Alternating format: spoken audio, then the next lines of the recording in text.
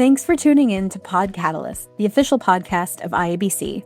Today's guest is Eleanor Hawkins, a reporter at Axios, who covers the communications landscape with a perspective shaped by years inside the profession.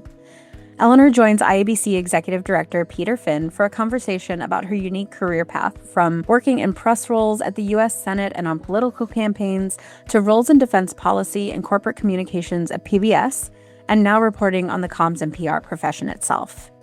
In this episode, Eleanor will walk us through some of the biggest shifts shaping the work of communicators today, whether that's how organizations are redefining reputation management, the rise of CCO-Plus roles, and the expanding influence of comms leaders in the C-suite, and where AI is showing real promise, plus where it still has a long way to go.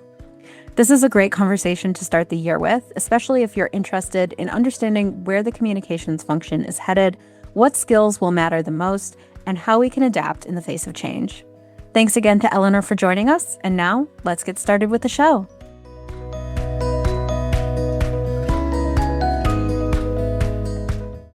Hi, I'm Eleanor Hawkins, reporter at Axios, and I think that communication connects culture, politics, and business.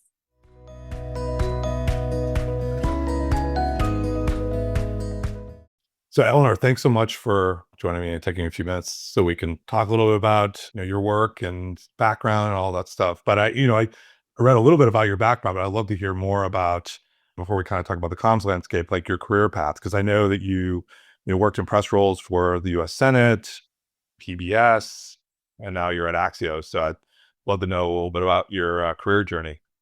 Yeah, it's funny. I always say that my career isn't really a ladder. It's more of a jungle gym because I've bounced around from in-house roles to politics to defense to now working in a newsroom. I think you'll find that most journalists maybe go into comms once they retire in a newsroom. I did the opposite. I started in communication and joined Axios about 3.5 years ago to cover communication. But yes, I started my career in politics on Capitol Hill, worked on some campaigns, and then helped establish defense think tank. And then from there, went and supported comms at PBS, and most recently joined Axios, where I cover comms. So I think one of the things that is unique about our coverage at Axios is that we try to approach everything from an area of expertise. So the fact that I worked in comms and understand kind of the nuances of the job, I've been in the room where a lot of these decisions have happened and been part of these strategies before, it allows for me to report from a place of authority. And so that's something that we're really starting to integrate across our newsroom as well. At PBS, was it more internal, or were you doing external communications for PBS? Like, what was that work? That work was focused on corporate communication. So at PBS, that looks a number of different ways. It's everything from supporting exec comms to supporting member station communications. So those are some of the key consumers and key stakeholders, if you will. There are board communications involved. And then, of course, internal comms is very important. But it was more about telling the broader picture and why PBS mattered and why it made a difference in the lives of Americans. There also was a level of public affairs involved as well, just based off of the organization's funding structure. So it was kind of an integrated role. And throughout my time there were so many interesting moments. I started shortly before the pandemic, so helping the company navigate that and helping local stations step in as, schools shut down. Then it was everything from the PBS's 50th anniversary, which was a big milestone, to its digital transformation. So there are a lot of things that were happening there, and it was a really exciting time. Yeah. Wow. What was the switch like going from like the U.S. Senate to then working for PBS? Was it a lot of similarities, or I imagine culturally it was a bit different? Well, I worked in the policy world in between. Oh, okay. So, like I said, the PBS role did have a little bit of public affairs and policy work involved just because of how it's funded. But it was different. I often say that starting on Capitol Hill is kind of the best training ground for a young person looking to jump into comms, because you have to navigate really complex situations and communicate them effectively. You have to get a really good sense of kind of the stakeholder map, understand your constituents. You also have to be able to advise an elected official.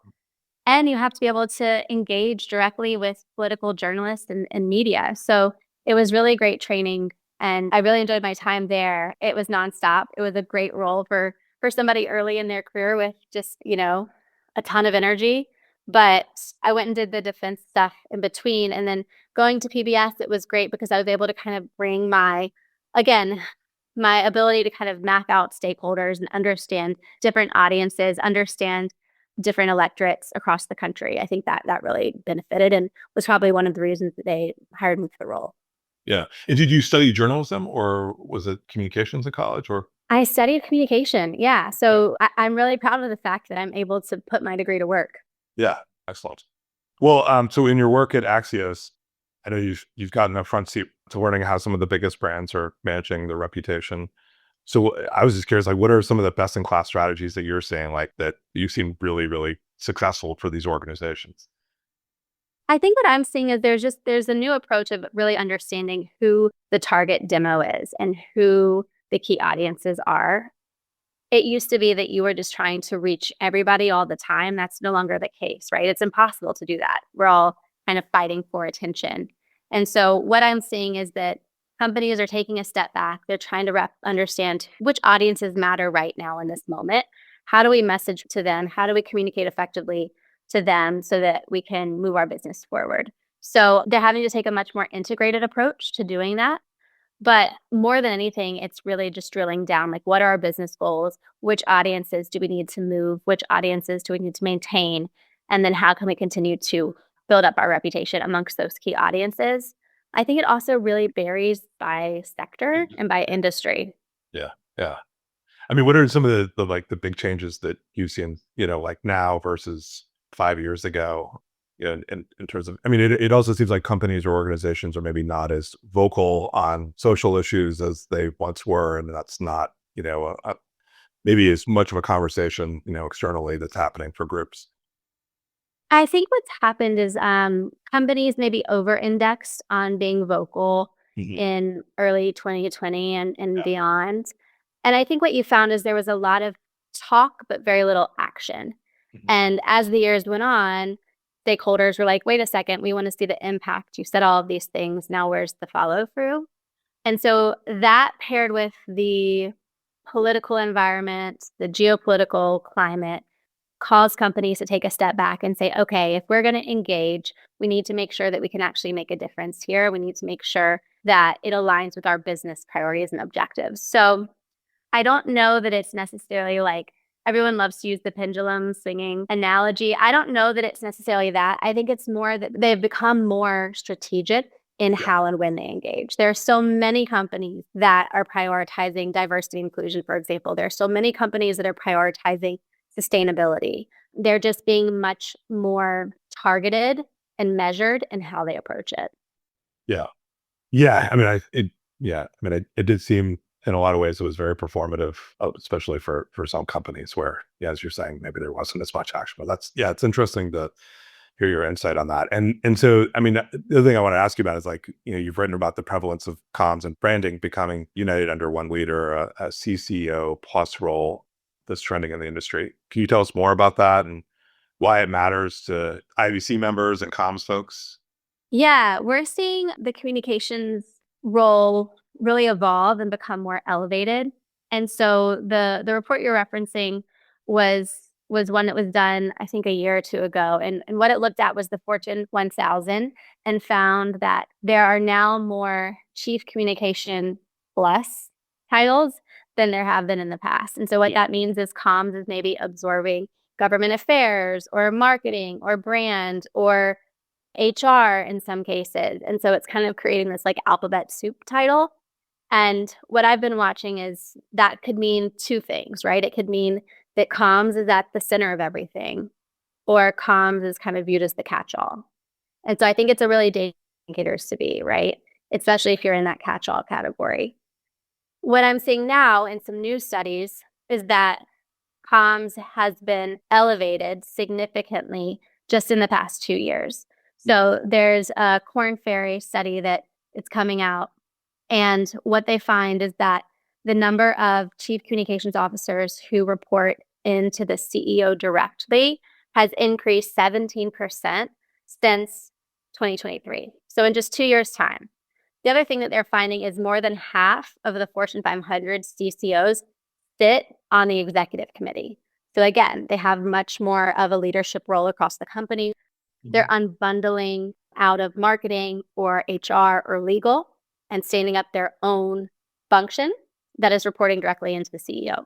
We're also finding that more and more chief corporate affairs officers and comms officers are being tapped for board seats and working directly with boards. So it's being elevated.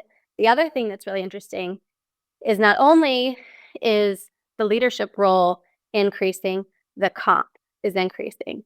So I want to make sure that I pull up the accurate stat for you because I know people really care about comp. So I want to get this one right. Definitely. That's a hot topic. Okay, so this is what they found. On average, the base comp for CCOs has increased 12 to 14% since 2023. Oh, wow. Yeah, and now the median base salary sits between 400K and 450K, and the median total comp is between 900 and $1 million. So it's increased dramatically just in the past 2 years, and I think that kind of signals that comms is central to a business's success. I think it shows that leadership understands the importance of maintaining and enhancing reputation. I think it also shows that comms can be clear advisors as companies try to navigate the regulatory environment, geopolitical environment, and the digital transformation that all companies are grappling with. Mhm. And do you think because of the, some of the consolidation or the fact that there's more under the, the CCO+ role, are more people wearing more hats than they've ever done before? So, if you were maybe an internal comms, now you're picking up other responsibilities. Like, is there, maybe people are more T-shaped than they've ever been, where maybe it's, maybe they're deep in one area, but broad and taking responsibility for other things? I don't know that that's totally been reflected in any hiring trends yet, but I do think that teams will continue to become more integrated. So that means that, if you have an internal comm strategy, you need to understand how that plays externally, how it could play across social, how it could play with investors. All of these things are linked. And so understanding that what you say in one channel to one audience doesn't just stay there, right? There's opportunity to share it wide. There's also opportunity for it to leak more broadly. So really having that alignment and showing up from a corporate reputation and corporate brand point of view and in like a very integrated way is going to continue to be important. And so I think maybe having a T-shaped or just having a team that understands how all of these pieces work together is going to continue to be important. Yeah, that's really interesting. So talk about AI for a moment. Probably get this question a lot, but so we've seen comms professionals get more comfortable with AI, but it's kind of impossible not to talk about it being part of the conversation. But like, what are you seeing? Where are you seeing it used and talked about effectively, and where there's still gaps? And I guess in particular, like, do you feel like practitioners are leveraging it in a way that's that's been effective, or I mean, do we still have a ways to go, and how it's being rolled out in organizations? Yeah, AI is still a big question mark for a lot of teams. What they know is that they need to use it and they need to incorporate it into their workflows, but very few have figured out how to do it effectively and how to measure the impact and the return that this sort of technology will have. What I can tell you is that I'm hearing more and more of hiring a specific AI leader, like an AI optimization lead for comms to help integrate these tools. As of now, it's being used for low-hanging fruit, if I'm being quite honest with you. It's being used for content creation, being used for internal messaging, social and media monitoring. So things that were viewed maybe as like tedious, I haven't seen it executed broadly in a really strategic way yet. By any organization? No, I mean, some are playing around with it, but they're not able to measure the impact, measure the returns yet. Some of the more strategic ways that I'm seeing it be used is like message test. I'm seeing it used for like briefing books. I'm seeing it used for crisis simulations. Really what I think the game changer will be is how companies are able to deploy agents and not just create individual LLMs. Yep. What are Yeah. you seeing across your work and across the membership? I mean, what I'm seeing is that it feels like people are just using the basics for as you were saying, for content creation. I think the bigger use is like developing agents and like I don't really see a lot of folks doing it. And in fact, like at IBC, like we've been trying to get into some of the tooling and, with the practical application. But I also wonder, like, do companies really have their act together, organizations have their act together to like, they may have an AI policy, and they may have a few tools, but is it being deployed in a way that's like, really useful? And then the other thing is that there's just a lot of fear, I think, with some folks feeling like, they're maybe replaced in some ways, or will this impact entry level workers because, some of that baseline kind of work would be replaced by an AI function. Yeah, I think that's why this AI optimization role could start to pop up in 2026. And I think that if 2025 was the year of experimentation, 2026 will be the year of accountability. So really proving how you're incorporating the tools, how it's making a difference, how it might be changing your hiring strategy, if it changes the way that you form your team, the type of talent that you're looking for, the type of work that you're able to accomplish, the type of clients they're able to take on. I think that's all going to kind of come to head in the next year. Yeah, I mean, the other thing I think about too is like just in higher ed, like you said, you went through a comms program for your undergrad. And so I just don't have we're a member of the Commission on PR Education. So, we hear and there are a lot of faculty that are involved in that organization, but I'm just really curious, like how that's going to play out in terms of higher ed and the way that we're training future practitioners and, going into the workforce with sort of the skill set around how to leverage AI in the workplace. And I don't know if you have seen any research or, have any insight on that. All I have is anecdotal evidence kind of. I've heard of many different comms schools that are focused on just the foundation and aren't thinking about AI and have not incorporated it. There are some schools that are very far ahead and are doing that. I think if I were in academia, I would be bullish on AI as a skill that my students would need.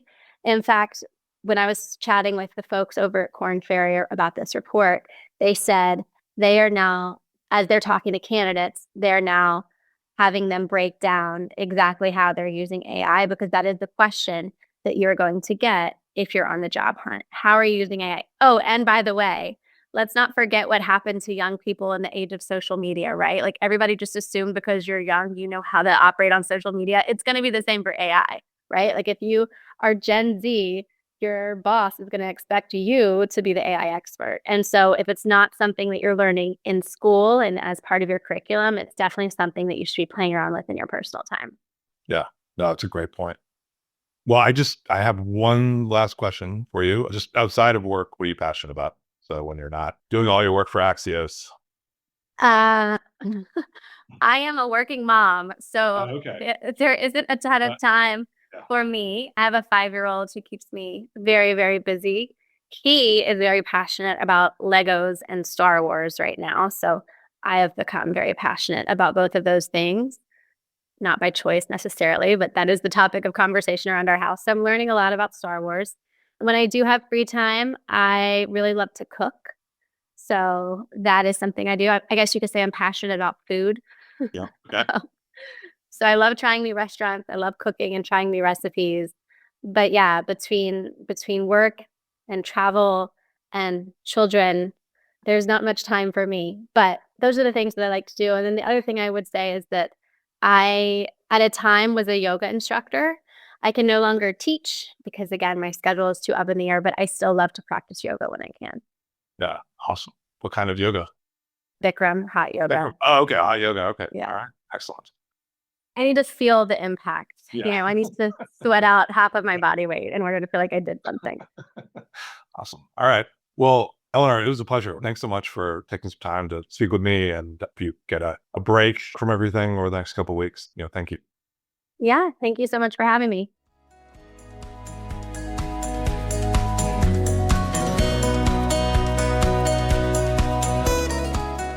Thanks for listening to PodCatalyst, the official podcast of IABC. If you've enjoyed today's episode, please be sure to subscribe, rate, and review. Have a suggestion for a future episode? Send us a note at catalyst@iabc.com. To discover all IABC has to offer, visit our website at iabc.com. Until next time.